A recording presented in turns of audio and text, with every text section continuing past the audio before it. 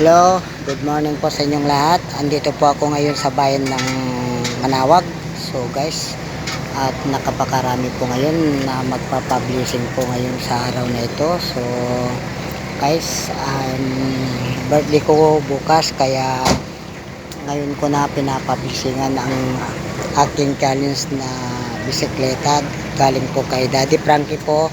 So lahat po na makakapanood nito, mag-like at mag-subscribe na rin po kayo. So ito po ang aking bisikleta po at ito na po yung aking challenge po kay Daddy Frankie at nagpapasalamat po ako kay Daddy Frankie. Kung hindi po dahil sa kanya po ay siguro po ay hindi ako nabiyayaan ng malaking bisikleta po. So nagpapasalamat ako ng buong buo at alam ko na nakapakabait po si Daddy Frankie. So maraming salamat po. Thank you po sa inyong lahat po. Lahat po ng mga subscriber ko dyan. At good morning po sa inyong lahat.